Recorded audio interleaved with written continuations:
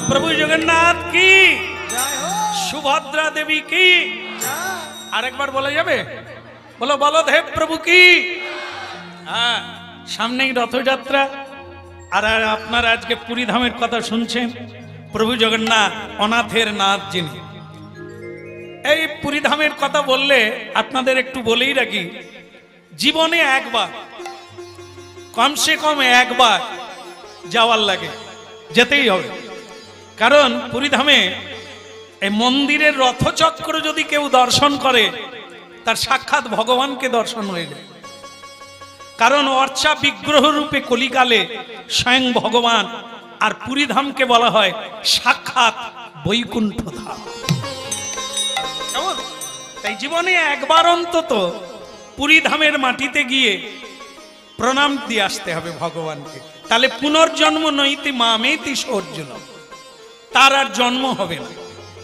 এই মানুষ জন্ম নিয়ে ত্রিতাপ জ্বালায় আর তাকে জ্বলে পুড়ে মরতে হবে না। যারা বলছেন আমার চাইতে দুঃখী নেই, বোধহয় আমার চাইতে কোনো মেয়েরা এত দুঃখ পায় না, অনেকে বলে। আমি তাদের বলি, পৃথিবীটা আপনারা দেখেন না, আপনার চেয়েও দুঃখী আছে, আপনার চেয়েও গরিব মানুষ আছে। কিন্তু গরিব আর ধনী এটা বড় কথা নয়, সুখী আর দুঃখী এটা বড় কথা।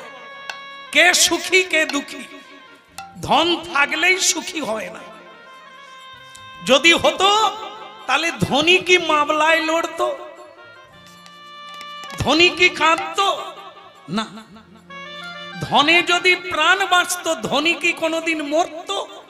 নেতা মন্ত্রী ধনী মানি সবই মরে যায়। তাহলে সুখী কে? কামনা নাই যার। বলে কামনা নাই এমন একটা মানুষ পাওয়া যাবে না। কামনার মধ্যে দুর্গন্ধ কামনা আর সৎ কামনা এক জিনিস নয়।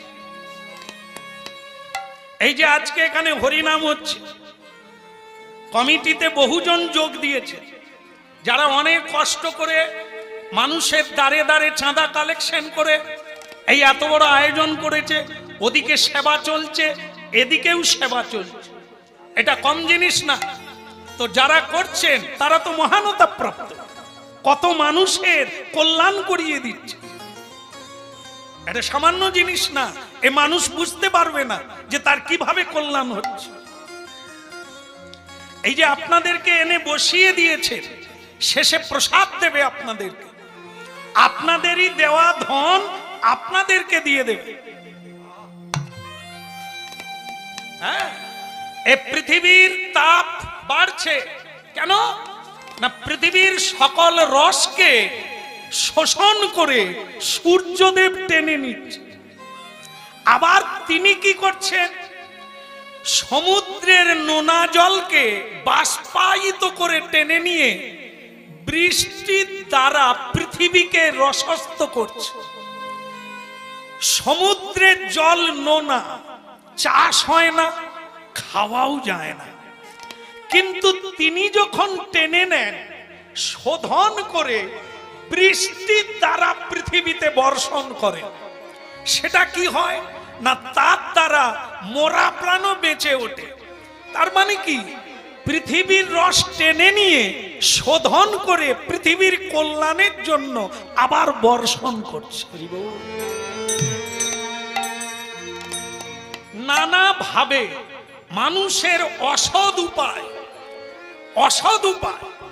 মিথ্যে কথা বলে, বাটপাড়ি করে, চম্পটি করে, অল্প পরিশ্রম করে এসব রোজগার করে আনলো, সেটা নোনা জল। জীবন পরিতৃপ্তি হয় না। যদি সেটা গোবিন্দ সেবায় লেগে যায়, আজকে লাগলো, আপনারা দিয়েছেন, সেই ধন প্রসাদ রূপে বিতরণ হচ্ছে, আজকে কীর্তন রূপে বিতরণ হচ্ছে।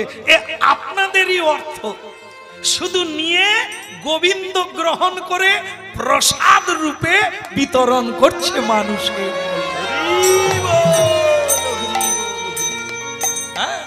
ভাবতে হবে কোন জায়গায় দান দেবে। জীবনের পরিশ্রমের অর্থ কোথায় দেবে? পরমার্থে লাগবে, তবে গিয়ে আপনার জীবনটা কানায় কানায় পূর্ণ হবে।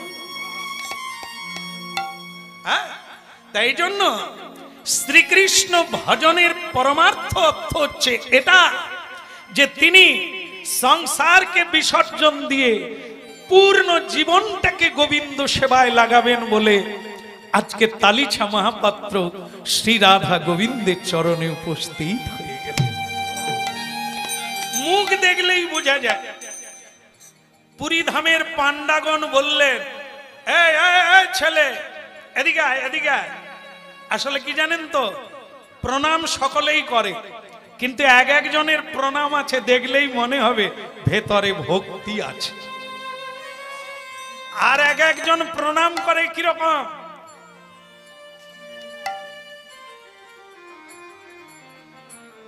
মানে এ প্রণামে কোনো খরচা নেই, নুইতেও হলো না, শুতেও হলো না,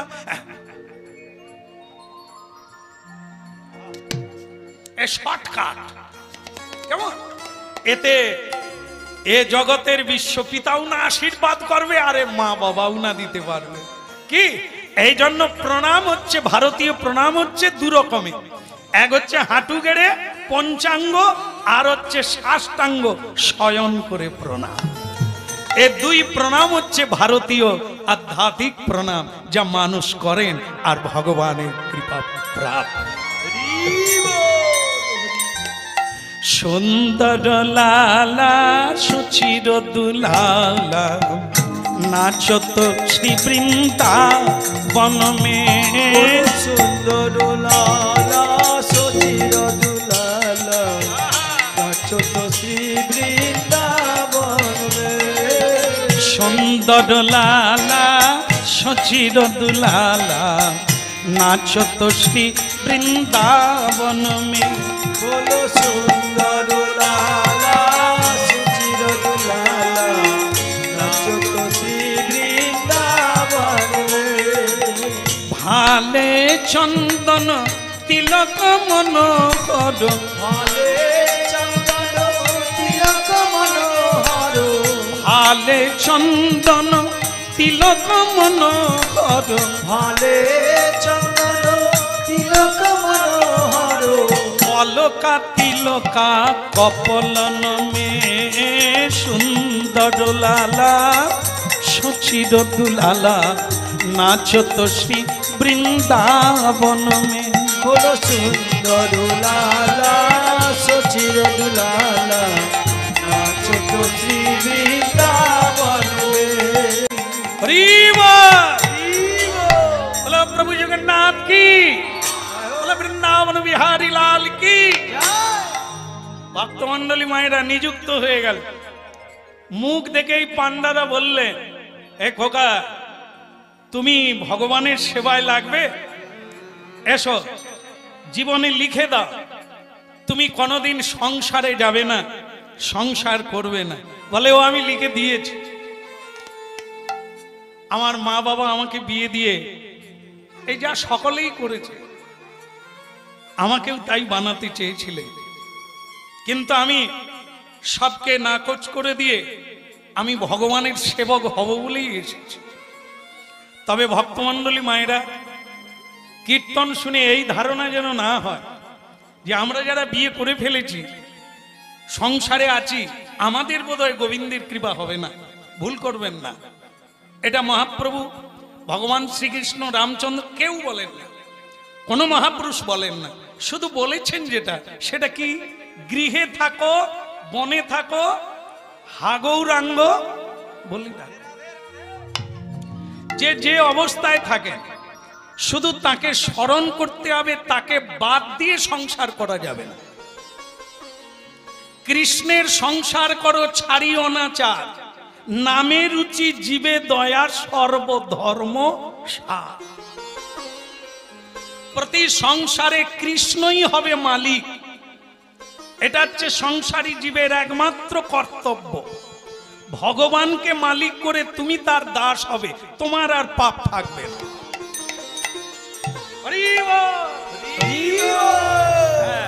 কোথাও কাজে যাবে, সকালবেলা প্রণাম করে চলে যাও, বাস পুরোটা ভগবানের দায়িত্ব। কাজ সেরে বাড়িতে ফিরে আবার একবার প্রণাম করো, এসেছি প্রভু তোমার কাছে।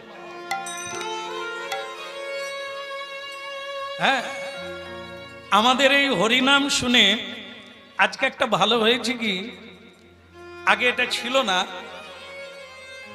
আজ যেটা গাইছি এটা আমি মরার পরেও গাইবে, মানে যে কীর্তনটা আজকে গাইছি আমি পৃথিবী ছেড়ে যেদিন চলে যাব তারপরেও এই কীর্তনটা মানুষ শুনতে পাবে। ক্যামেরা ম্যানরা ধরে রাখছে, সারা পৃথিবী ছড়িয়ে যাচ্ছে। আজকে একটা সুখের কথা কি জানেন, আজকে যে কথাগুলো আপনারা সম্মুখে বসে শুনছেন, যারা সামনে বসতে পারেননি এখনো, আমি সব জায়গায় যেতে পারিনি, তারা কিন্তু এই কথাগুলো পালন করছে।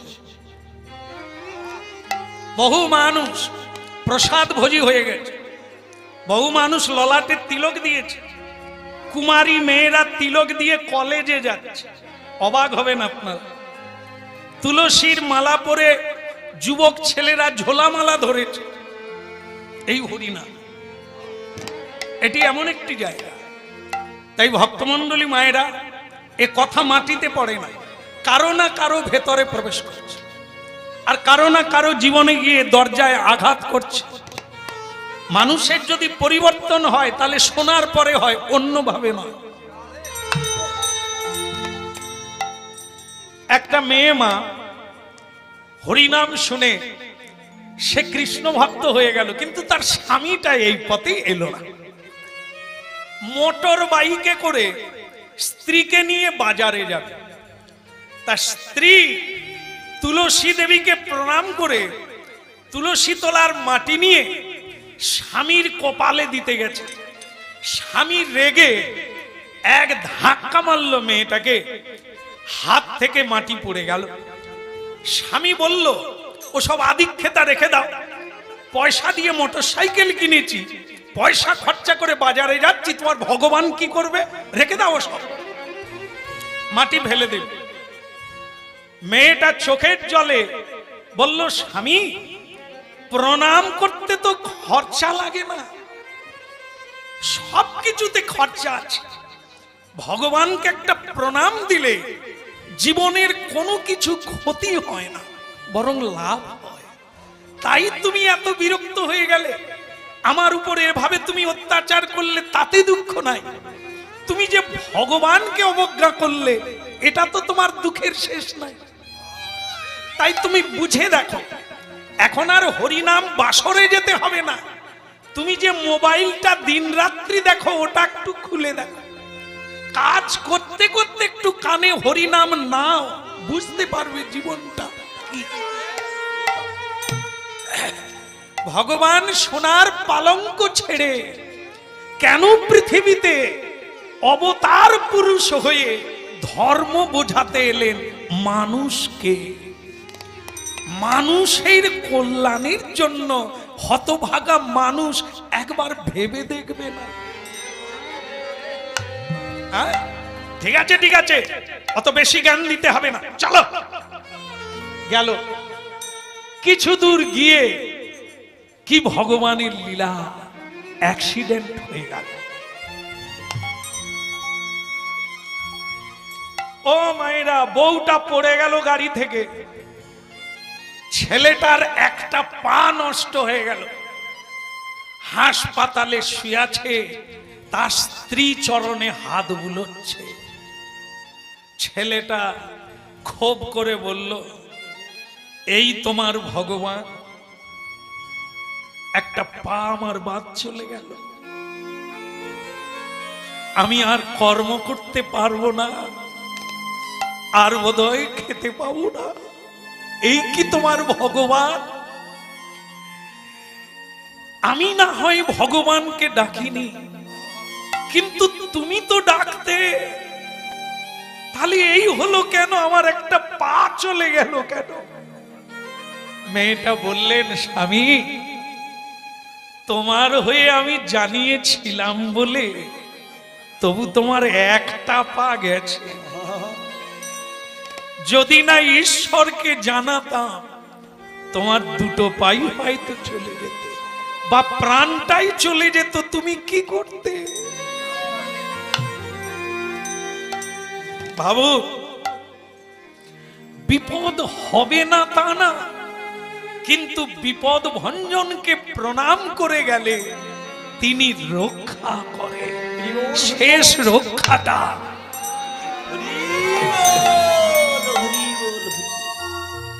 ও মায়েরা, মহাভারত মানে ভারতের কথা। দ্রৌপদী কৃষ্ণের সখী, বন্ধু। দেখেন, কথাটা শুনে নেন। দ্রৌপদীজির কি বিপদ হয়নি? চুলের মুঠি ধরে দুঃশাসন তাকে টানতে টানতে, যাদেরকে কেউ দেখতে পায় না, বাইরের মানুষ, রাজকুল বধূকে প্রাসাদে টেনে আনলো। আপনারা কি বলবেন? ভগবানকে যারা ভালোবাসে তাদের এত দুঃখ কেন? এই তো শুনুন, বিপদ হবে, কিন্তু শেষ রক্ষাটা যদি ভজন করেন তিনি রক্ষা করবে। শেষ রক্ষা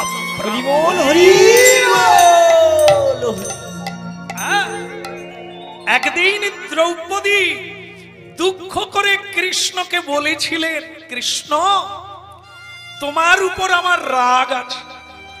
কেন সখী, আমার উপরে তোমার কিসের রাগ? আমার সবচাইতে যেদিন চরম বিপদের দিন এলো, তুমি সেদিন এলে না কেন? নারীর চরম বিপদ হলো সেদিন যেদিন নারীর লজ্জা কেউ কেড়ে নেয়। নারী জাতির পরম ভূষণ হলো লজ্জা। এই লজ্জা আছে বলে নারী এত সুন্দর। যার লজ্জা নেই তিনি সুন্দর নয়, আকর্ষণীয় হতে পারে না, তাকে নির্লজ্জা বলে। তাই সেই লজ্জা যদি কেউ কেড়ে নেয়, তার চাইতে নারী জাতির বিপদ আর নাই। কেন? কৃষ্ণ দয়াময়, সেদিন তুমি এলে না কেন?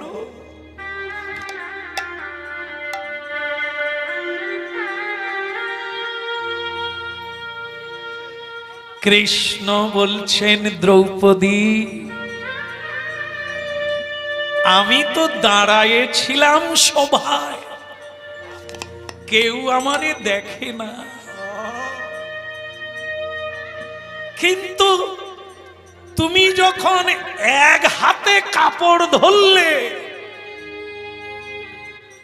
আর এক হাত দিয়ে আমাকে ডাকলে, আমি তখন চলে গেলাম। কারণ আমাকে যে পূর্ণ রূপে ডাকে না, যে নিজের উপরে ভরসা রাখে, কারো উপরে ভরসা রাখে, আমি ততক্ষণ তার কাছে আসি না। যখন তোমার স্বামীরা পারল না, ভীষ্মদেব পারল না, দ্রোণাচার্য পারল না, যখন তুমি দুই হাত তুলে গোবিন্দ বলে ডাকলে, আমি তখন শাড়ি হয়ে তোমার গায়ে জড়িয়ে গেলাম। আমি যদি না তোমার গায়ে জড়িয়ে যেতাম, তোমার কি লজ্জা থাকতো? তাই দ্রৌপদী ভগবানের নাম রাখলে লজ্জা নিবারণকারী। তাহলে ভাবুন, বিপদ হবে, কিন্তু শেষ রক্ষাটা তিনি করবেন। আর যদি না ডাকো তারে, তাহলে কেউ রক্ষা করবে না, সর্বহারা হয়ে বিপদে পড়তে হবে। করুণা কর দ্রৌপদী পুকারে, করুণা কর দ্রৌপদী পুকারে, দয়াময় দ্রৌপদী লজ্জা নিহারে, দেখা দাও দেখা দাও দেখা দাও হে গিরিধারী। প্রভু জগন্নাথ কি, সুভদ্রা দেবী কি, আরেকবার বলা যাবে? বলো বলদেব প্রভু কি। হ্যাঁ, সামনেই রথযাত্রা, আর আপনারা আজকে পুরী ধামের কথা শুনছেন। প্রভু জগন্নাথ অনাথের নাথ যিনি। এই পুরী ধামের কথা বললে আপনাদের একটু বলেই রাখি, জীবনে একবার, কমসে কম একবার যাওয়ার লাগে, যেতেই হবে। কারণ পুরী ধামে এই মন্দিরের রথচক্র যদি কেউ দর্শন করে, তার সাক্ষাৎ ভগবানকে দর্শন হয়ে যায়। কারণ অর্চা বিগ্রহ রূপে কলিকালে স্বয়ং ভগবান, আর পুরী ধামকে বলা হয় সাক্ষাৎ বৈকুণ্ঠ ধাম। তাই জীবনে একবার অন্তত পুরী ধামের মাটিতে গিয়ে প্রণাম দিয়ে আসতে হবে ভগবানকে। তাহলে পুনর্জন্ম নইতে মামেতি অর্জুন, তার আর জন্ম হবে না। এই মানুষ জন্ম নিয়ে ত্রিতাপ জ্বালায় আর তাকে জ্বলে পুড়ে মরতে হবে না। এই যে ঘুমোচ্ছে দেখো, পড়ে যাবে গো। এই শোনো শোনো, না না এখানে না, এখানে না। যে ছেলেটাকে চাকরি দেওয়া হচ্ছে পুজো করবে, সে ঘুমিয়ে পড়ে যায়। ঘুমালে শরীরে আরাম হয়, এটা খারাপ না, কিন্তু ওটা তাহলে মায়ের কোলে গিয়ে ঘুমাও। আরো আরাম নিতে গেলে বিয়ে করো। যেমন যারা বিয়ে করেছে তারা কত আরামে ঘুমা, ওটা আরে ভজার বাপ কিরকম রাত্রেও খাচ্ছে, দিনের বেলাও খাচ্ছে। ওটা বিয়ে করে যে কে কত সুখে ঘুমাচ্ছে সে তারাই জানে। ওটা চোখ দেখো, যেন কতকাল দেখেন। কাজ করো কাজ করো, দুটো পয়সা রোজগার করো, ভালো শাড়ি আনো, গয়না আনো, বলো রাধে রাধে রাধে রাধে। ঘুম আসছে, ঘুমাবে, মায়ের কোলে গিয়ে ঘুমা। এখানে মায়ের আদর নয়, বাবার আদর নয়, মামা বাড়ির আদর নয়। শোনো একটা কথা, প্রতিদিন 3:30টায় উঠবে। আগে শীতের দিনে একদম কোনো কথা না, আরামের নাম হারাম। জীবনে তো মানুষ যদি 100 বছর বাঁচে, হতভাগারে অর্ধেক দিন ঘুমিয়ে কাটে। ঘুমিয়ে লাভ হয়েছে কার? ঘুমিয়ে কেউ কিছু বুঝতেও পারে না, জানতে পারে না যে সে সেগুন কাঠের খাটে ঘুমোচ্ছে না বাঁশের খাটে।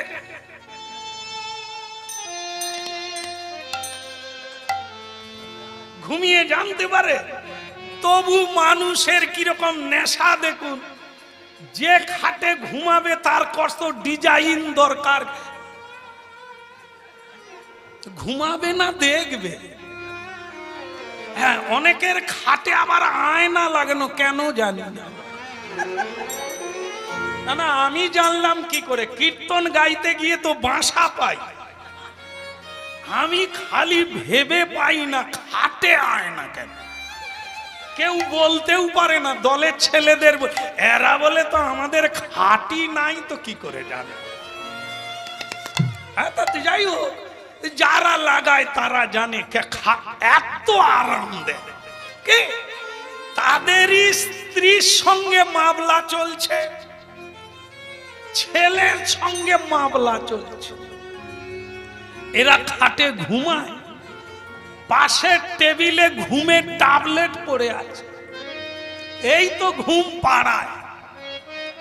ভেতরে শান্তি থাকলে তো ঘুমাবে মা।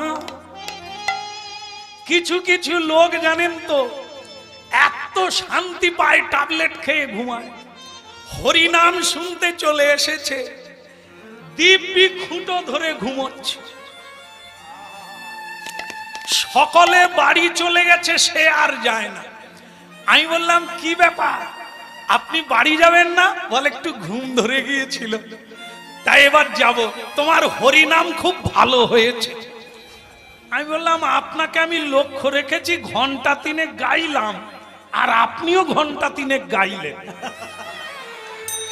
তা আপনি আমার হরিনাম কখন শুনলেন? কি করে বললেন যে আমার হরিনাম ভালো হয়েছে? বলে দেখো বাবা, প্রতিদিন ট্যাবলেট না খেলে ঘুমাতে পারি না, কিন্তু আজকে বিনা ট্যাবলেটে 3 ঘন্টা ঘুমালাম।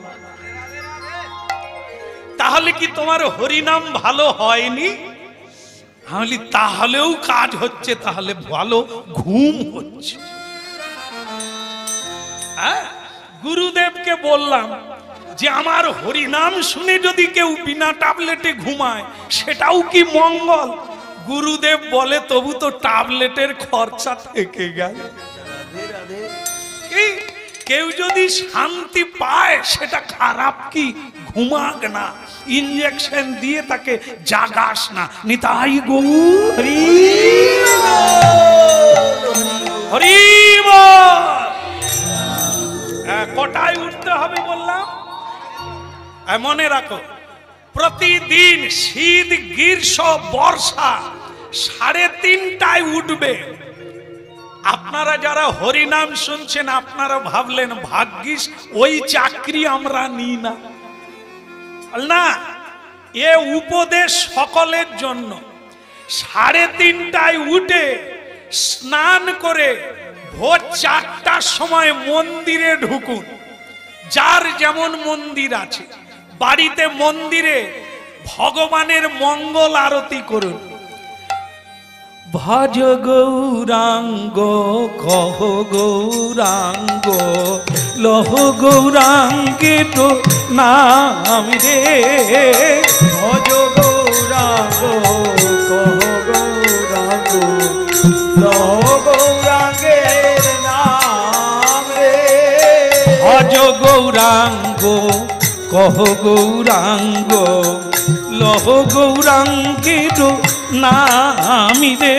এবার ভজ গৌরাঙ্গ কহ গৌরাঙ্গ লহ গৌরাঙ্গের নাম রে। যে জনা গোবিন্দে ভজে সে হয় আমার প্রাণ রে। যে জন গৌরাঙ্গ ভজে সে হয় আমার প্রাণ রে। আপনারা বলুন ভজ গৌরাঙ্গ।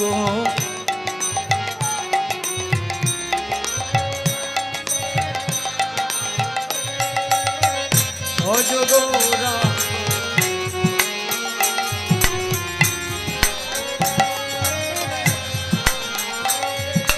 যে জনা গৌরাঙ্গে ভজে সে হয় আমার প্রাণ রে।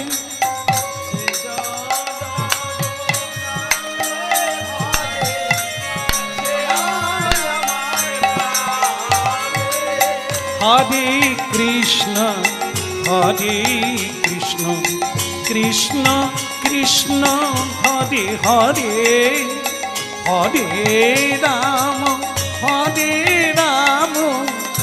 রাম রাম হরে হরে।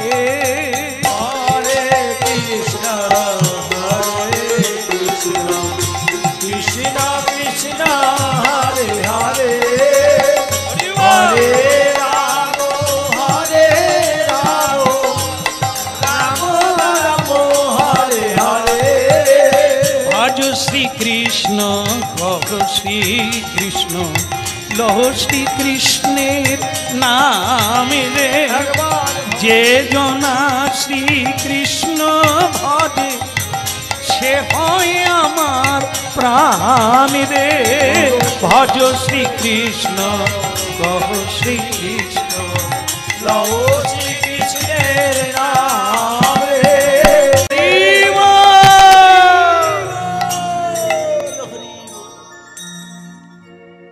কোনদিন বাসি কাপড় পরে মন্দিরে ঢুকবে না,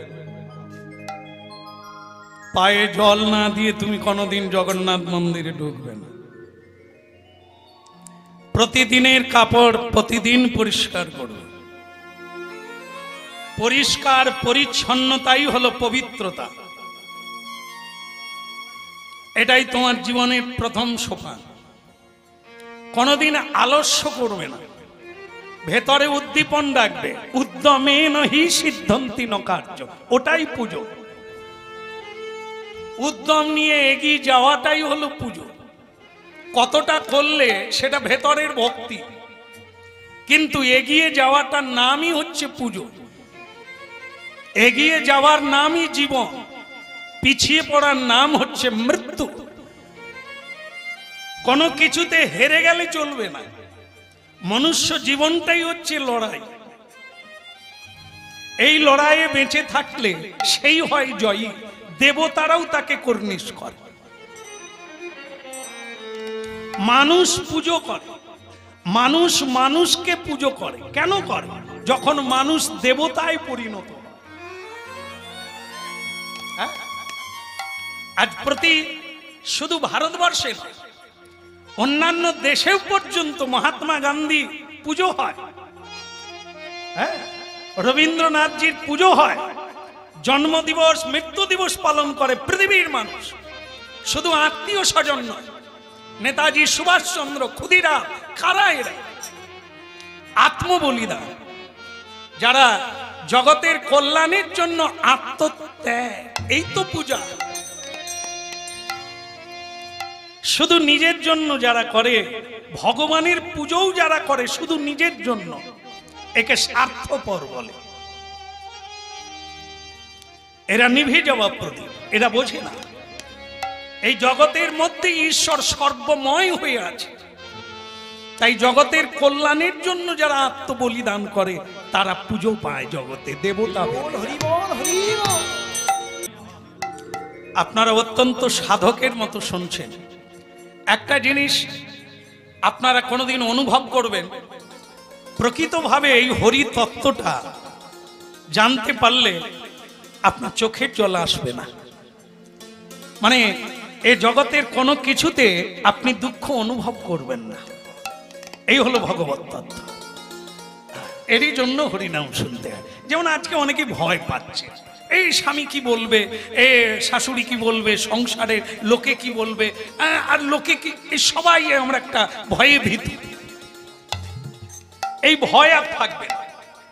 এই রোগ হলে কি করব, আমি মরে গেলে কি হবে, এদের এই যে ভয়, এটা থাকবে না। কেন?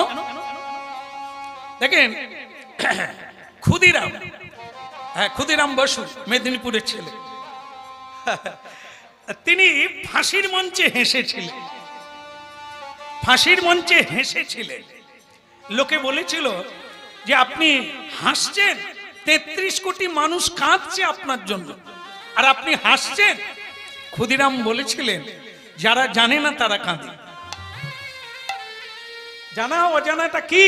আরে আমি তো মরছি না, এই গলায় ফাঁসি হচ্ছে, আমি মরে যাব না। না, দেহস্মিন যথা দেহে কৌমারং যৌবনং জরা তথা দেহান্তর প্রাপ্তি ধীরস্তত্র নমুজ্জুত। গীতা পড়ে কজন? বাড়ি বাড়ি গীতা আছে। একটা মায়েদের ধারণা আছে যে গীতায় জল তুলসী দিতে হয়। এই জল আর তুলসী দিতে দিতে গীতায় উই লেগে গেছে, গীতার সব অক্ষর ছেপে গেছে। কিন্তু গীতায় জল তুলসী দেওয়ার জন্য নয়, গীতা পড়তে হবে, তবে ভেতরে শক্তি আসে। গীতা হচ্ছে জ্ঞান, গীতা হচ্ছে ভগবানের বাণী, উপদেশ।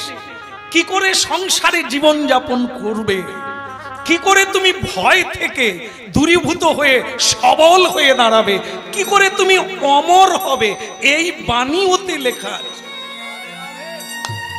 যেটা ক্ষুদিরাম বসু পড়েছে, মহাত্মা গান্ধী পড়েছেন, সুভাষচন্দ্র নেতাজি পড়েছেন, গীতাঞ্জলি লিখে নোবেল পুরস্কার পেলেন রবীন্দ্রনাথ। সেটা কি? গীতা।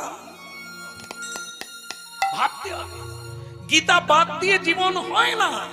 তো সেই গীতা যারা পড়বে, ভগবত তত্ত্ব জানবে। দেহস্মিন যথা দেহে, আমি দেহ নয়, দেহ থেকে দেহান্ত।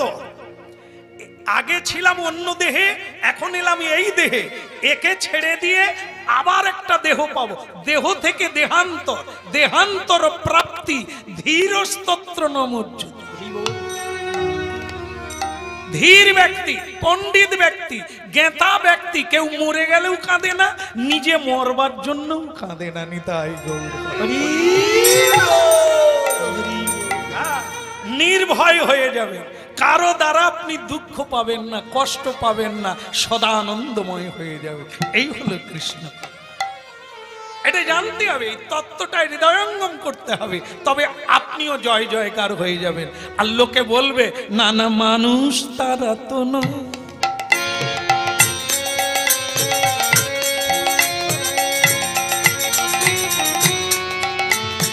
মানুষ তারা তো নয়, মানুষের বেশে দিয়ে যায় তারা দেবতার পরিচয়। মানুষ তারা তো নয়, মানুষ তারা তো নয়, মানুষের বেশে দিয়ে যায় তারা দেবতার পরিচয়। লেগে পড়ো, মানব জীবনটাকে ধন্য করো। যাও, পরে উপদেশ পরে হবে। জীবনে কোনো কিছুর জন্য মিথ্যে বলো না। যদি প্রয়োজন হয় মিথ্যে বলবো না, না, কোনো প্রয়োজন হবে না। জীবনে মিথ্যে কথা বলো না।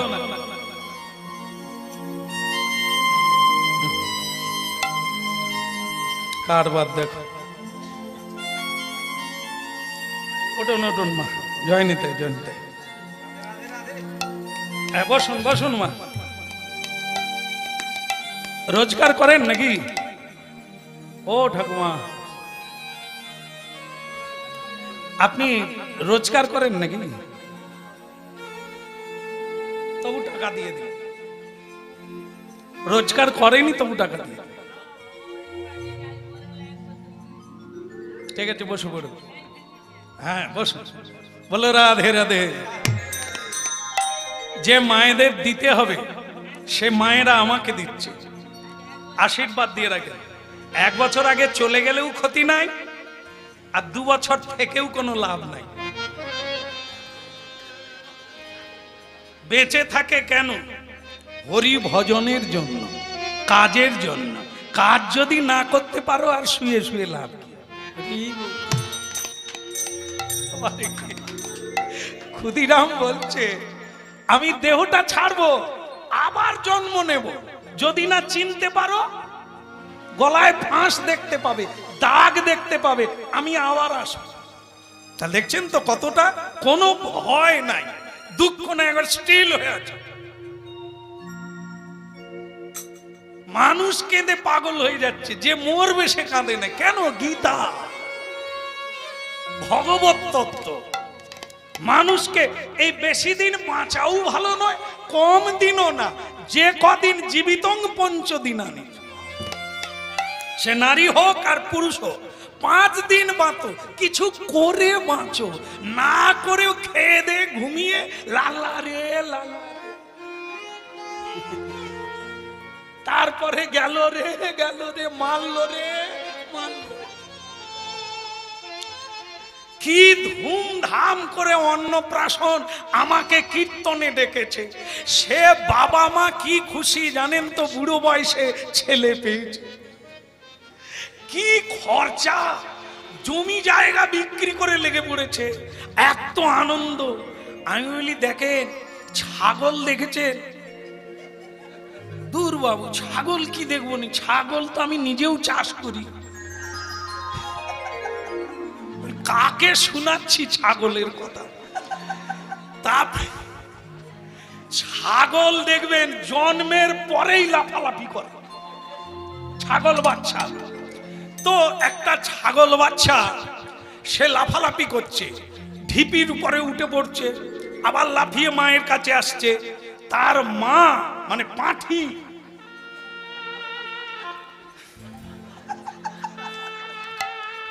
ও মা, ছাগলের মা পাঁঠি না তো, ছাগলের বাবা পাঁঠা,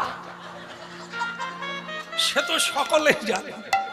তো সেই মা ছাগল বাচ্চাটাকে বলছে, তুই লাফাচ্ছিস কেন রে?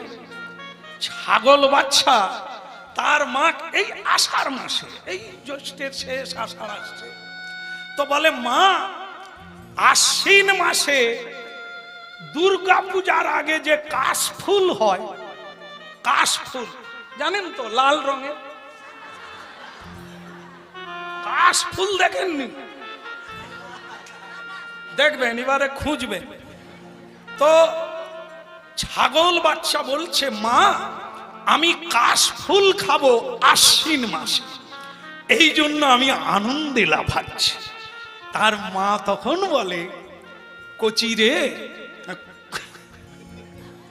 তুই লাফানো বন্ধ কর, কাশফুল হবে আশ্বিন মাসে, তার আগে যে ফলহারিণী কালী পূজা আছে,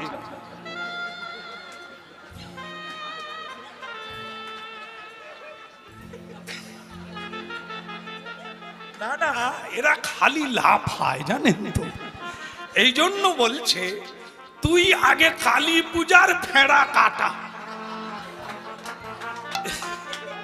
যদি বেঁচে থাকিস কাশফুল খাবি। কি এই জন্য সময়ে লাফাবি, আগে লাফালাফি করে অনেক ফেড়া আছে। কি এই জন্য মানব জীবনে এই যে ছেলে হয়েছে বলে জমি জায়গা বিক্রি করে লোককে খাওয়াচ্ছে, পাটি দিচ্ছে, হ্যাঁ, জীবের মাথা খাচ্ছে, এর মাথা মানে ওই মেরে খাচ্ছে। তা এগুলো কি? ওরে ওকে বাড়তে দে, ফল ফল যখন ভোগ হবে, ছেলে এখন তোমায় মা বলে কি বাবা বলে দেখো, তারপরে তো তুমি এত লাফালাফি করবে, ছেলে হয়েছে ছেলে।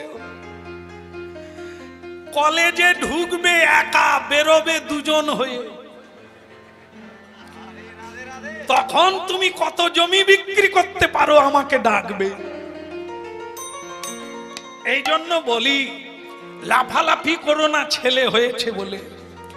দুঃশাসন হতেও তো পারে, হ্যাঁ, স্ত্রীর কাপড় টানবে, মায়ের কাপড় টানবে, মায়ের পেটে লাথি মারতেও তো পারে।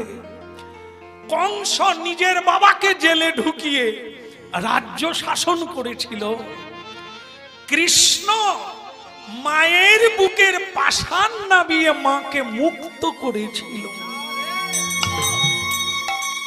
তারা কেঁদেছিল বছরের পর বছর কারাগারে, তাই তারা কৃষ্ণকে পেয়েছিল। এমন দুর্যোধন কংসের মতো পুত্র পেলে কাঁদতে কাঁদতে জীবন যাবে। তাই করো না, এমন করো না। কৃষ্ণ বলে কাঁদো মাতা, সকলই পাইবা। নিমাই বদলে কাঁদিলে মা, সকলই হারাইবা। তাই যদি চোখের জল কেউ ফেলতে চাই, যেন কৃষ্ণ বলে কাঁদিতে পারি, যেন কৃষ্ণ বলে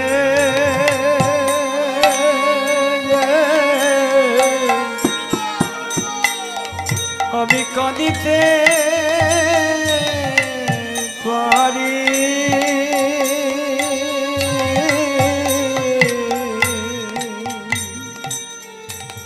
হানি তাই কৃপা গৌরী কৃপা করো বলি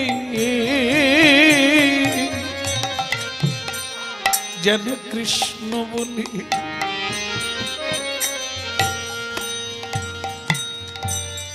দুঃখে দুঃখে দুঃখ বাড়ে, সুখে সুখ বাড়ে। কৃষ্ণ বলে যদি কেউ কাঁদে তার অনন্ত লোকে আনন্দ লোকে তার সংস্থান হবে, তার স্থান হবে প্রেমময় গোবিন্দের জননী তাই কৃপা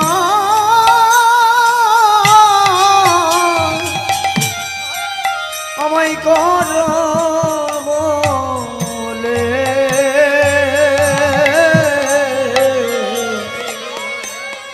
যেন কৃষ্ণ কৃষ্ণ বলে কাঁদিতে পারি।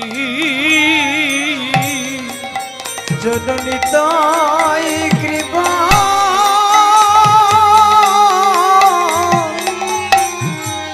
করো বলে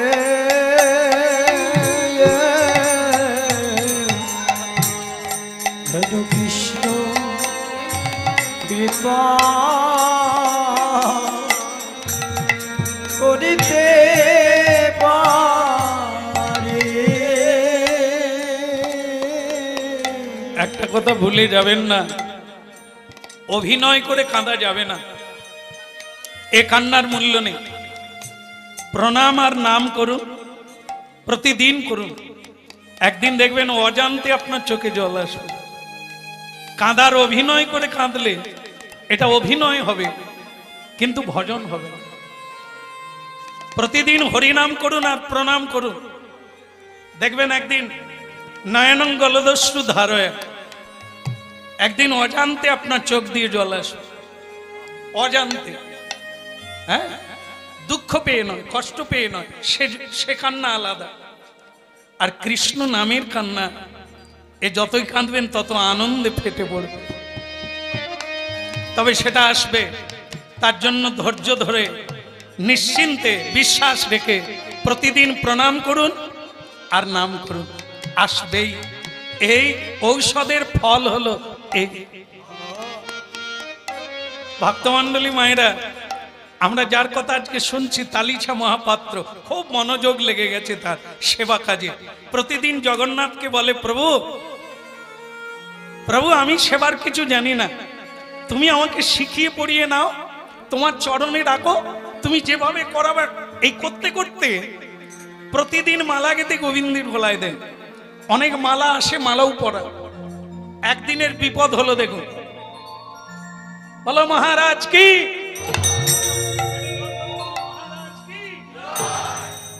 ভয় লাগছে কি? জোর করে বলো মহারাজ কি। এই বুড়িটাকে ধরিয়ে দিতে হবে নাকি? রাজার জয় দিচ্ছি, ভয় নাই, বলো মহারাজ কি। এবার ভয়ে বলছে। তাহলে রাজা পুরুষোত্তম, পুরী ধামের রাজা, তখন যখনকার কথা হচ্ছে তখনকার রাজা হচ্ছে রাজা পুরুষোত্তম। তা সেই রাজা পুরুষোত্তমের নিয়ম ছিল প্রতিদিন সকালবেলা উঠে স্নান সেরে পুজো পাঠ করে জগন্নাথ দর্শনে আসবে। এটা নিয়ম, প্রতিদিন তিনি জগন্নাথ দর্শন প্রণাম করে তবে সকাল শুরু হবে। তো সেই রাজা যখন আসে তখন কি হয়, সব সিকিউরিটি ভরা, সরে যান রাজা আসছে, সবাইকে সরে যেতে হবে, রাস্তা ছেড়ে দিতে হবে। আর রাজা গম গম করে যাবেন, তার বাজনা বাজবে, বাজাবে এই সময় বাজাবে। আরে এরা তো সে পার্টি আগে না, রাজা যখন আসে তোমরা তো সে ব্যাগ পাই না। বলে মহারাজ কি। আসলে আমরা তো ফকির, রাজার মতো চলতেও পারি না।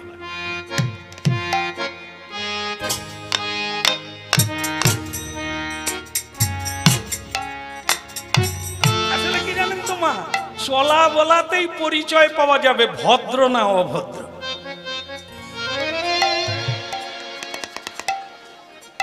এসব মেয়েদেরকে যে কেউ বিয়ে করতে পারে, ভালো লোক বিয়ে করবে না। মেয়েদের চলা হচ্ছে গজগামিনী। গজ মানে হাতি। হাতি যেরকম সুন্দর ছন্দে ছন্দে চলে, দৌড়া দৌড়ি নয়, ছুটাছুটি নয়, ছন্দে ছন্দে চলে। মেয়েরা যদি সেরকম চলতে পারে তাহলে তাকে বলা হবে সুলক্ষণা।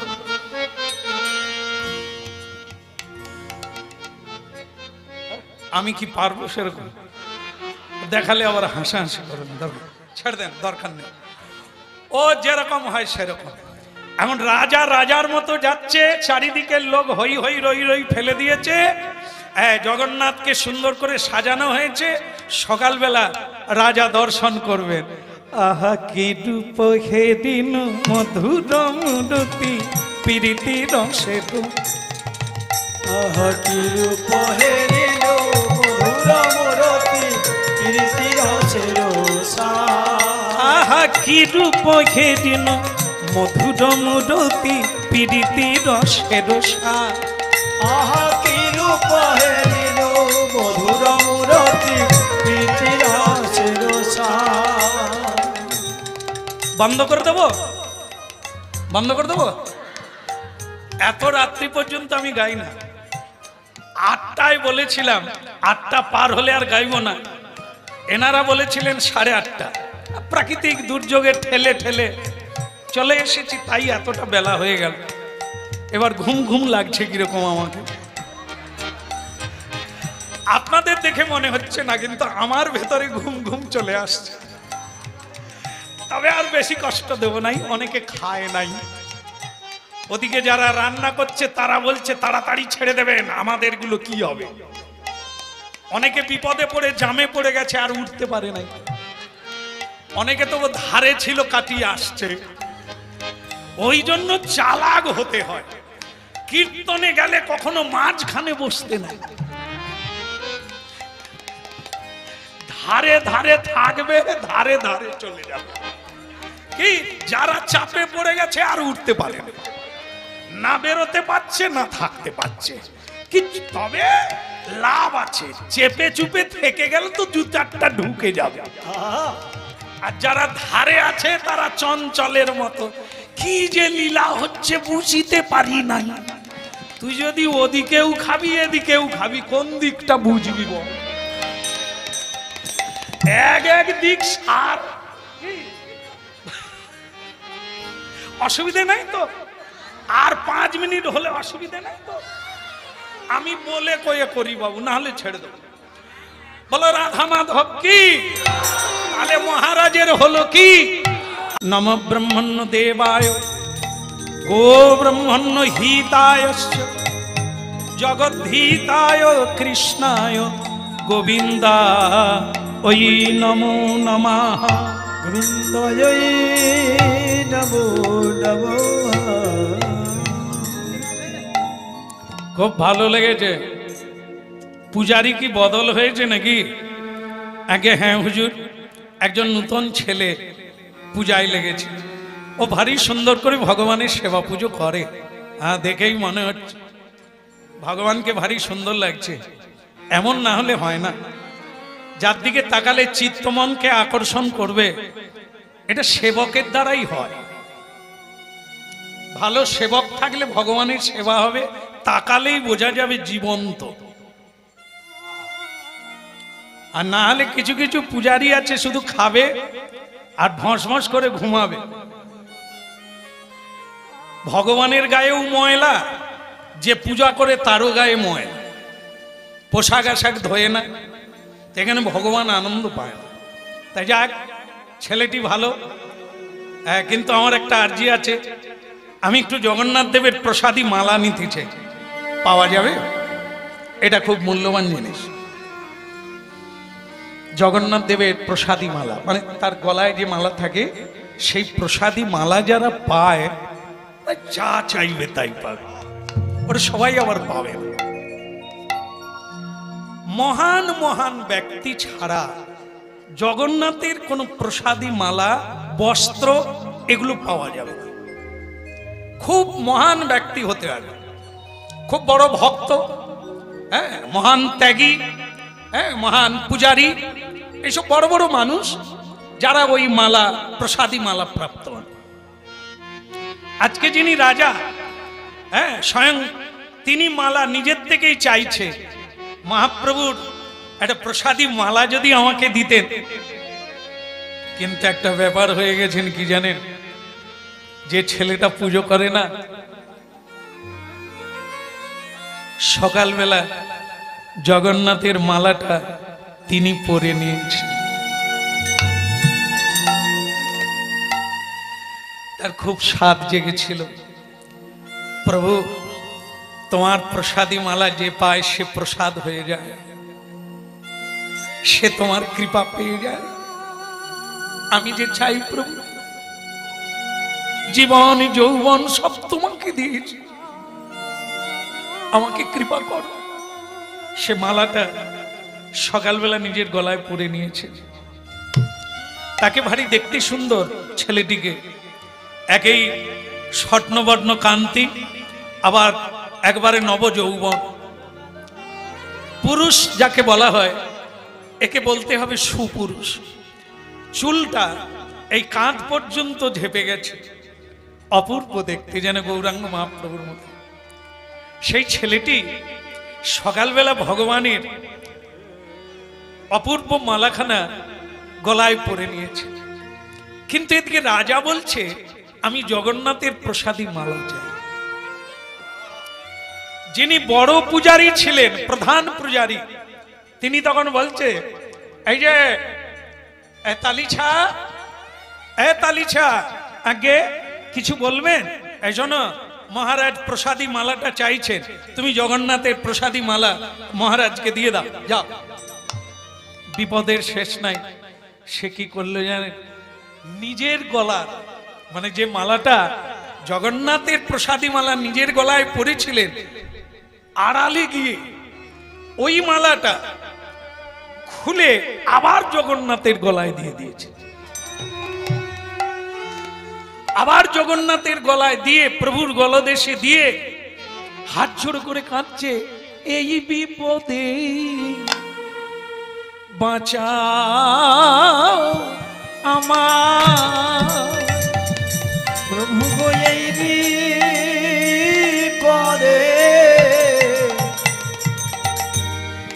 বাঁচাও। প্রভু গো, এই বিপদে বাঁচাও আমায়। প্রভু গো, এই বিপদে বাঁচাও। আমি ওই চরণে শরণ নিলাম, প্রভু গো, এই বিপদে বাঁচাও আমায়। আমি ওই চরণে শরণ নিলাম। কি হলো তালিছা, কত দেরি হয় তোমার? তাড়াতাড়ি করো। সবারই জানা আছে, ভগবান তবু ক্ষমা করে, রাজা কোনোদিন কাউকে ক্ষমা করে না। এই জন্য রাজনীতির লোকের সঙ্গে মিশতে নাই। এরাও চাণক্য পণ্ডিতের কথা, কারণ এদেরকে বিশ্বাস নেই কখন ফাঁসিয়ে দেবে। এরা ক্ষমা করে ক্ষমা। তাই রাজা জানেন যে দেরি হলে বা মালা না দিতে পারলে তার মৃত্যুদণ্ড হবে, ওই পূজারীর চাকরিটা থাকবে না। তাই সে কি করলো, নিজের মালা প্রভুর গলায় পরিয়ে দিয়ে প্রভুর কাছে ক্ষমা ভিক্ষা চেয়ে মালাটা খুলে নিলেন, নিয়ে মহারাজের গলায় দিলেন। মহারাজ, এই নেই, এই মালা নেই। মহারাজ খুব খুশি হয়ে বললেন, তুমি তাহলে সেই নূতন পূজারী? আগে হুজুর, আমি একেবারেই নূতন, আমি কিছুই জানি না, আপনি কৃপা করে আমায় সুযোগ দিয়েছেন সেবা করার। ঠিক আছে, ঠিক আছে, মন দিয়ে সেবা করো, সেবাই তোমার পরিচয় হবে, বলে লাভ নেই। কর্মই মানুষের পরিচয়, কথা কম কাজ বেশি। করো, মানুষ বলবে তুমি কি করো। চলো সেবা করো, আমি চলি।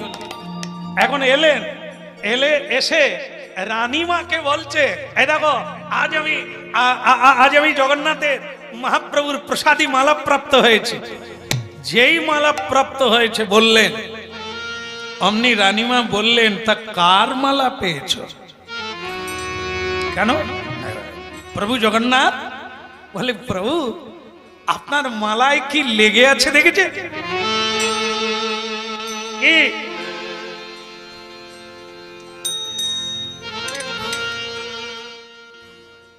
পূজারীর আপনাদের পরিচয় দিয়ে দিয়েছি, তার চুলটা কিরকম, মেয়েদের মতো অপূর্ব ঢেউ খেলানো চুল, কাঁধ বেয়ে চলে আসছে।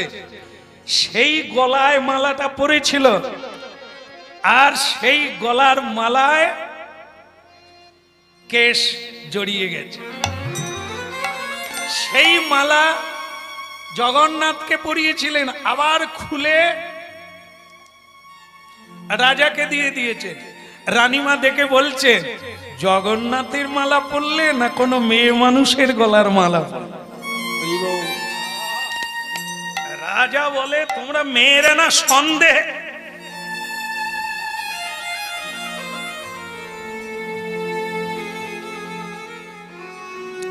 না, তুমি ঠিকই বলেছ।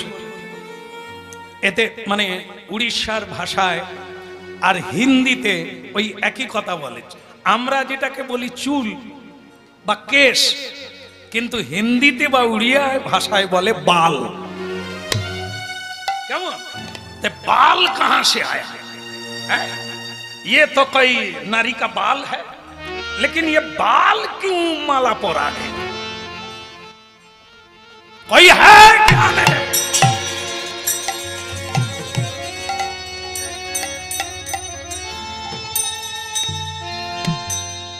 বসে আছে দেখো, कोई है क्या नहीं?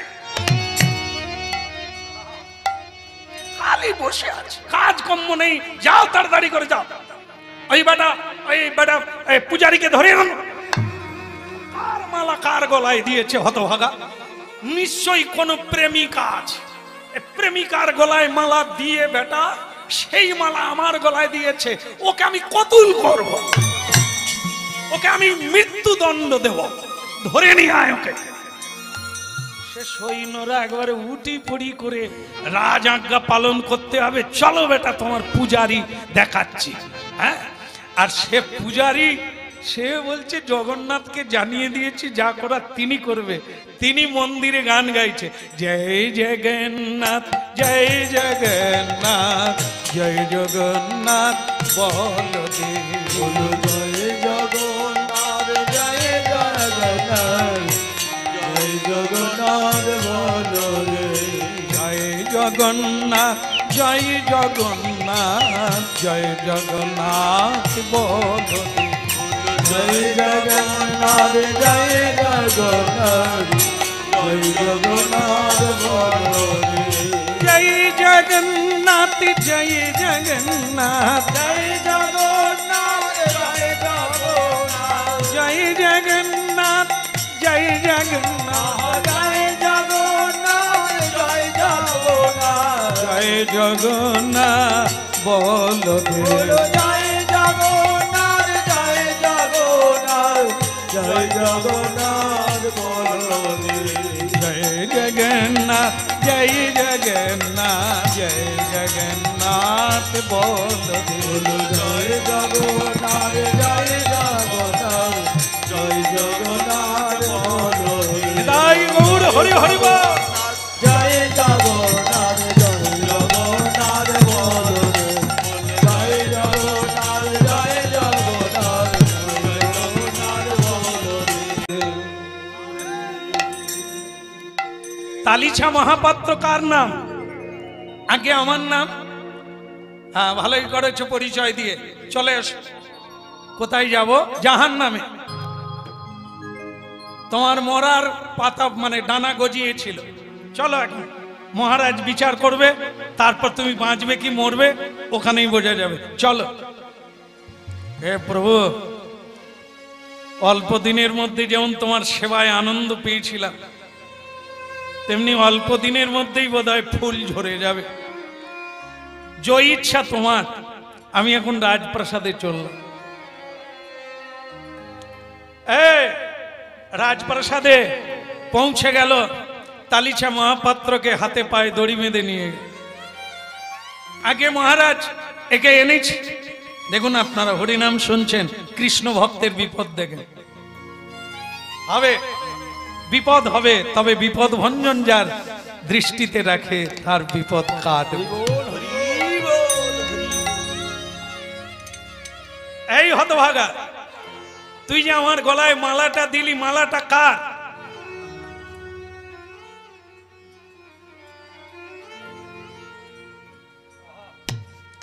আপনারা যারা কীর্তন শুনলেন, কার বলা যাবে? আপনাদের ঘটনা আমি বলে দিয়েছি। এখন তাকে প্রশ্ন করেছেন রাজা, মালাটা কার? কি বলবে? বলুন, কি বলবে? কার মালা এটা? তাহলে লেগেছে কার?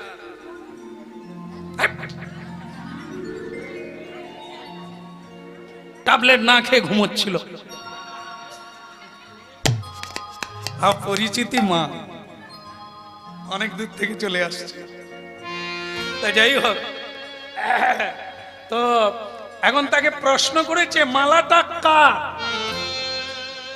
কিন্তু জগন্নাথের মালা তারপর কে পরেছিল?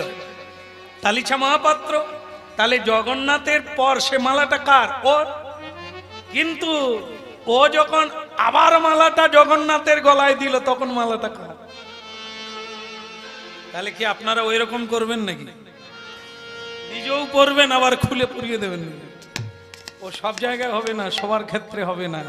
বৃন্দাবনে রাখাল বালকেরা খাচ্ছে আর খাওয়াচ্ছে, আপনারও হবে না, আমাদের হবে না। আমাদের বিধিবৎ পূজা করতে হবে। তাই আজকে লীলা শুনে কালকে আবার নিজেরা পড়বেন, তারপরে পরিয়ে দেবেন, এ কারবারে ভুল হয়ে যাবে। অনেক উঁচু অধিকারী হতে হবে, তবে হবে। হবে না হবার কিচ্ছু নেই। আরে ওই সবরী কি করছিল? খেয়ে খাওয়াচ্ছিলে। তো অনেক উঁচু প্রেমিকা, হ্যাঁ, যে নিজে খেয়ে ভগবানকে খাওয়াতে পারে, সে প্রেমিক। হ্যাঁ, আমরা পারবো না, আমরা ওই উঁচু জায়গায় এখনো পৌঁছাতে পারি না। তাই আমাদের বিধিবৎ পুজো করতে হবে, বিধিবৎ প্রণাম কীর্তন করতে হবে, তারপর ওটা আসবে। তাহলে আজকের ঘটনা কি হলো? মালাটা কার? আগে মালা প্রভু জগন্নাথের।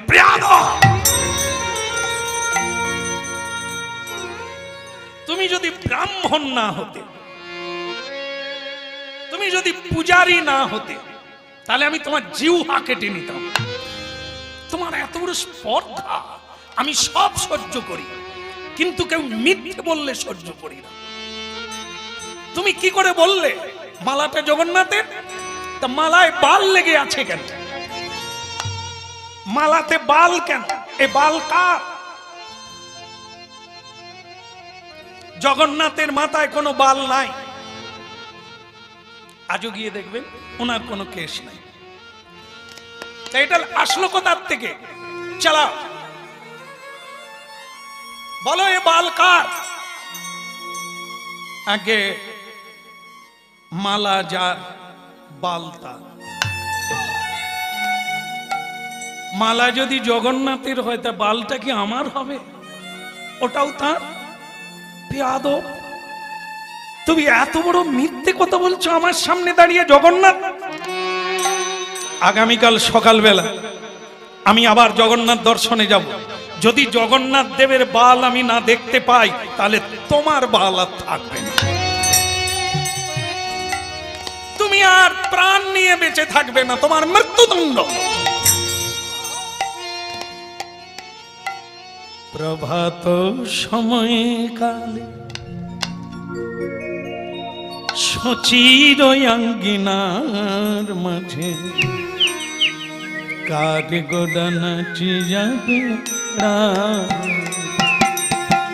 প্রভাত সময় কালে সচির অঙ্গিনা মাঝে কার গোডা নাচি যাবে। প্রভাত সময়কালে সচিরাঙ্গিনা মাঝে কারে গোড়া নাচি যাবে। প্রভাত সময় কালে সচিরায় আঙ্গিনার মাঝে কারগুলো নাচিরাবে না রে। প্রভু নাচিরাবে না রে। হে প্রভু জগন্নাথ, হে অনাথ বন্ধু দীনবন্ধু, হে দুঃখহারী ভগবান, তোমাকে লোকে করুণাময় বলে প্রণাম করে। তুমি তো সব জানো, আমার তো বলার কিছু নেই প্রভু। মালাটা আমি পরেছিলাম, কিন্তু রাজার ভয়ে আমি মালাটা, আমার গলার মালা তোমাকে দিয়েছি। আমি করেছি, এটা আমি করেছি, কিন্তু প্রভু এ জগতে যা আছে সে তো সবই তোমার।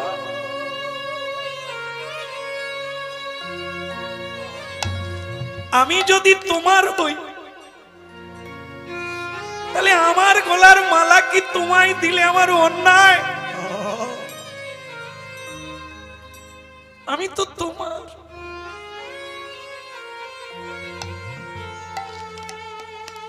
আমি তো সব আপনাকে দিয়ে দিয়েছি প্রভু, আমাকে কৃপা করো।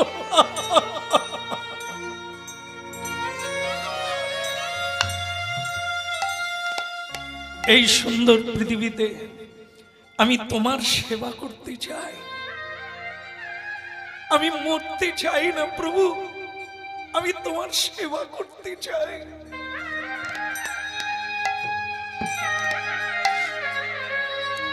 সকালবেলা রাজা আসবেন, আর আমি ওনাকে কি বলবো?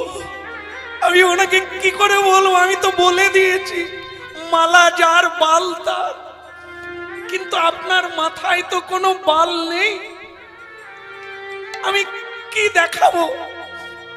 রাজা এলে তিনি কি করে দেখবে যে বাল কার? আমি জানি প্রভু আপনি আমাকে ক্ষমা করবেন না, তবে আমি বাজার থেকে বিষ কিনে এনেছি। তোমার নাম গাইতে গাইতে এই বিষটা খেয়ে আমি চিরনিদ্রায় নিদ্রিত হয়ে যাব।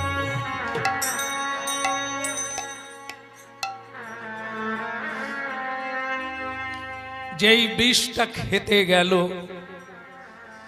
দৈববাণী হয়ে প্রভু জগন্নাথ বলছে, তালিছা কে দেখে দিব্য জ্যোতির্ময় একটা জ্যোতি, কে? আমি জগন্নাথ।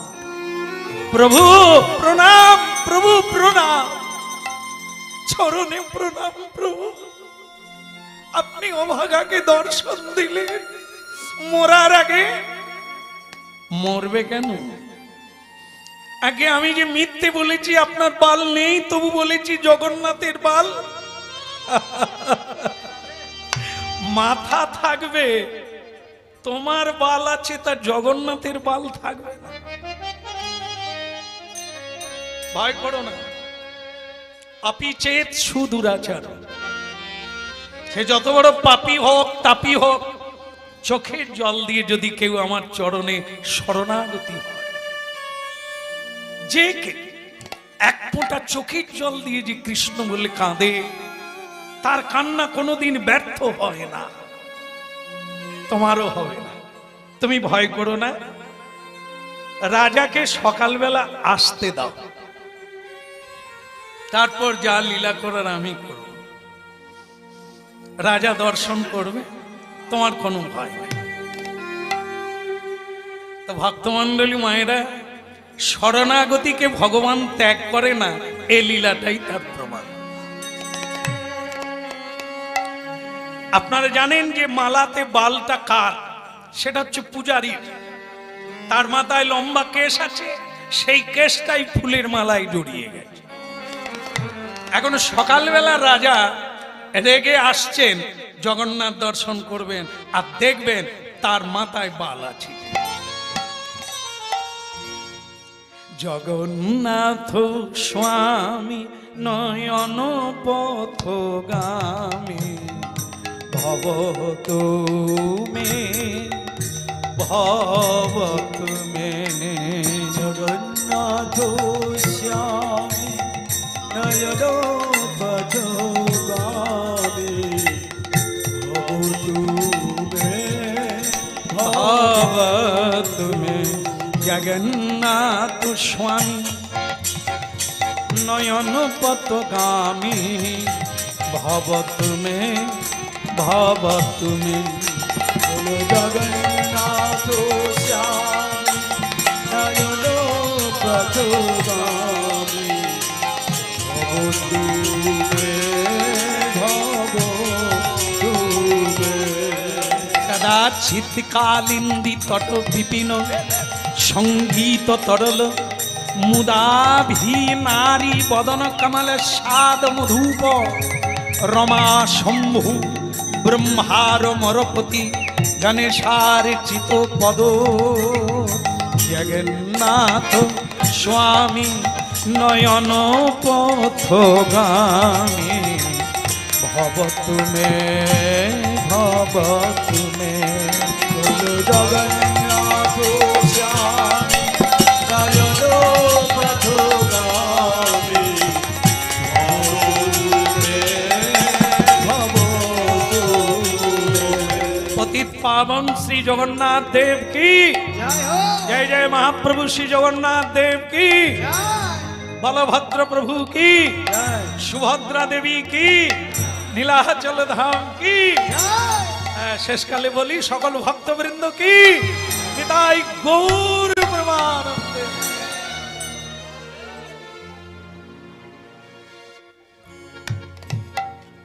আজ আর রাজা কোনো দিকে তাকায় না, একেবারে গ মেরে একবার মন্দিরে ঢুকে যাচ্ছে, জানে আজ একটা তুলকাণ্ড ঘটবে।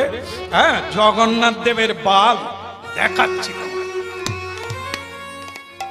একবারে গিয়ে মন্দিরের দ্বার উদ্ঘাটন হলো, মহারাজ ভেতরে ঢুকলেন, আর ঢুকেই হে প্রভু জগন্নাথ, তোমার নামে যে মিথ্যা কথা বলেছে তার যেন জিভ খসে যায়, তুমি অর্ডার দিলে আমি তার জিভ কেটে দেব।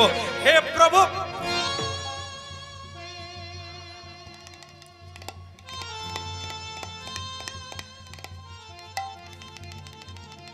দেখে স্বয়ং জগন্নাথের বিরাট বিরাট কেশ,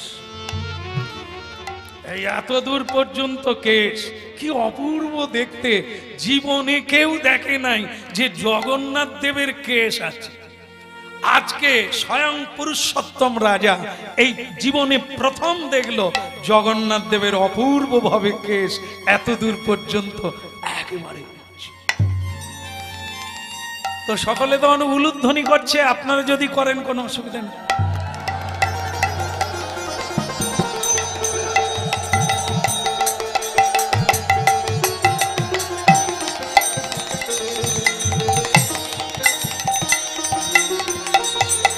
লক্ষ লক্ষ নরনারী দর্শন করছে প্রভু জগন্নাথকে। রাজা তো এত সহজে মানার লোক নয়, এরা তো ক্রিটিক্যাল লোক হয় না, এরা জিলিপির পেঁচ। এমনি রাজা হয়, আমাদের মতো সাজা সাতটা হলে চলবে না। রাজা বলে কথা অল্পে মেনে নেবে। পুলিশকেও যেমন দেখবেন যত সত্যি কথা বলেন সে তখন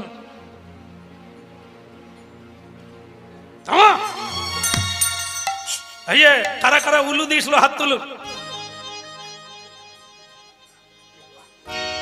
শুধু আপনি একা, আর কেউ দেয়নি? সব মরার ভয়ে হাত তুলে না। যারা যারা উলুধ্বনি দিয়েছিল সব জেলে ঢুকাবো। এই যে আপনারা জগন্নাথের কেস দেখছেন, এ কেস নয়, এ নিশ্চয়ই পট চুলা। মানে দোকান থেকে কিনে রাতারাতি আমি আসবো বলে নিশ্চয়ই কোনো আঠা দিয়ে লাগিয়ে দিয়ে, এ কোনো চিট দিয়ে আঠা দিয়ে লাগিয়ে আমাকে দেখানোর জন্য পট চুলা পরানো হয়েছে। এখানে কারো পট চুলা আছে নাকি? এখন আর চেনা যাবে না, যা দিনকাল এসছে। কে যে নেড়া আর কে যে নেড়ি বোঝা, কার যে কত বয়স আজকাল আর বোঝার কোন অসুবিধা। এই যে আমাদের দলে দাদারা কোনো চুল পাচ্ছে, এত সাধনা করে এরা, এদের চুল পাকে না। আমার পেকে সন্দেহ, আমি এদের ভাই, কিন্তু আমার চুল কালো নাই। এদেরকে কত করে বলেছি, হ্যারে তোরা কোন ঠাকুরের সাধনা করিস? ওরা বলল তার নাম গোদরেজ। আমি অনেক শাস্ত্র পড়লাম, গোদরেজ যে কোনো ঠাকুর আছে আমি জানি। যাক, ওরা সাধনা করে ওদের চুল রক্ষা করুক, কিন্তু ভগবান জগন্নাথ দেবকে পট চুলা পরিয়ে আমাকে গোলক ধাঁধা দেখানো হচ্ছে। এই বেয়াদব! আগে মহারাজ, এ প্রভুকে চুলটা কবে পরিয়েছো বাল? আগে প্রভু আমি কি পরাবো, ওনার তো বাল অনাদিকাল থেকে। যদিও তোকে ছেড়ে দেব ভাবছিলাম, গতকাল দেখে গেলাম বালের কোনো চিহ্ন নাই, আর আজকে এত বাল গজিয়ে গেল। তার লোকে ধীরে ধীরে বাড়ে, কালকে আজকে এতটা বেড়ে গেল। বল, সত্যি করে বল, এ বাল কোথা থেকে এলো? আগে প্রভু, ওটা তো প্রভুই জানে, আমি কি করে জানবো? তার মানে যদি নকল বাল হয় তাহলে আমি খিচ মেরে টানবো। ওরে সর্বনাশ, আমি টানবো, যদি চলে আসে তাহলে তুই আর থাকবি, তুই যাবি। আর যদি না আসে তাহলে জানবো এটা আসল, তাহলে তুই থেকে যাবি। তো সেই তালিছা মহাপাত্র বলে, প্রভু জীবনে আমিও তো তোমার প্রথম কেস দেখতে পাচ্ছি, তা প্রভু তুমি আসল না নকল, কোথা থেকে কি করেছো তুমি জানো প্রভু। এখন এই টানা টানিতে কে টানাই যাবে সেটা তুমি জানো প্রভু। প্রভু তোমার লীলা বোঝা ভার, প্রভু তোমার লীলা বোঝা ভার, প্রভু তোমার লীলা বোঝা ভার, প্রভু তোমার লীলা বোঝা ভার, তোমার লীলা বোঝা ভার, লীলা বোঝা ভার, প্রভু তোমার লীলা বোঝা ভার, প্রভু তোমার লীলা বোঝা ভার, ও প্রভু তোমার লীলা বোঝা ভার, প্রভু তোমার লীলা বোঝা ভার।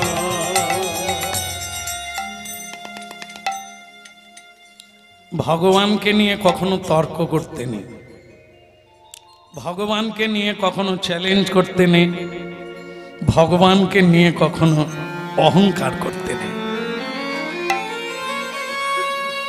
রাজা এক দুঃসাহসী কাজ করলেন, ভগবানের কেশে হাত দিয়ে টানতে শুরু করলেন। আর যেই টানতে গেল,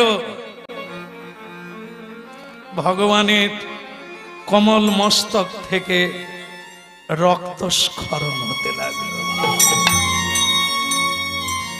রক্ত, কেশের গোড়া দিয়ে রক্ত ঝরতে লাগলো। রাজা টানলো, আর ভগবানের মস্তক থেকে রক্তস্খলন হলো। রক্ত বেয়ে বেয়ে বদন দিয়ে গড়ে যাচ্ছে। রাজা অবাক হয়ে গেল, চমকিত হলো, বিস্ময় হয়ে বলল, প্রভু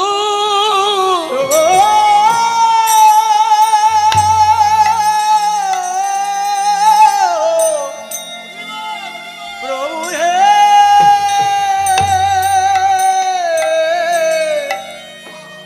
দয়া, এ কি দেখলাম দয়া হয়ে আমি কি দেখলাম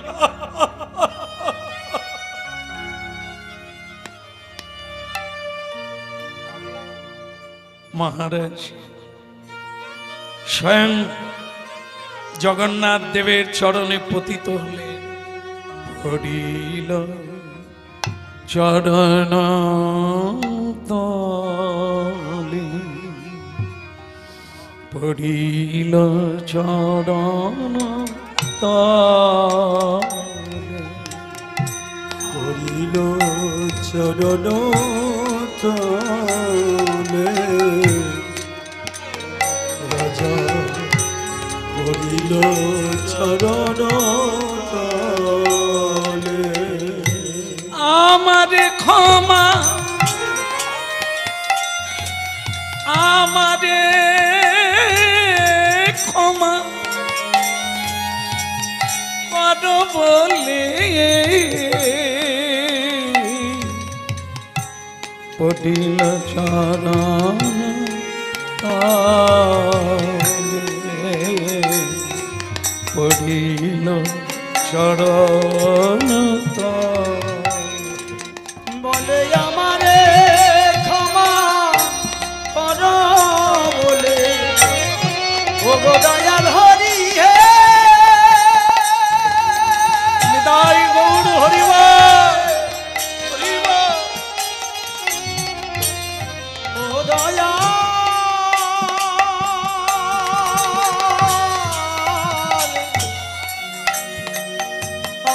হরি হে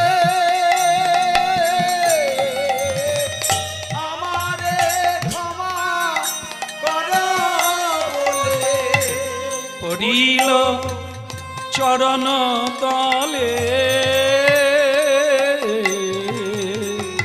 পড়িল চরণ তলে ওরে আমারে ক্ষমা কর বলে করিল চরণ তলে করিল চরণ তলে অঠপুরুষোত্তম অপরাধটা আমার কাছে তুমি করো নাই যা যে ছেলেটাকে তুমি হত্যা করবে বলেছিলে ক্ষমাটা তার কাছে চাও তাহলে তুমি বুঝতে পারলে তোমার মালায় কার বাল লেগে আছে বলে প্রভু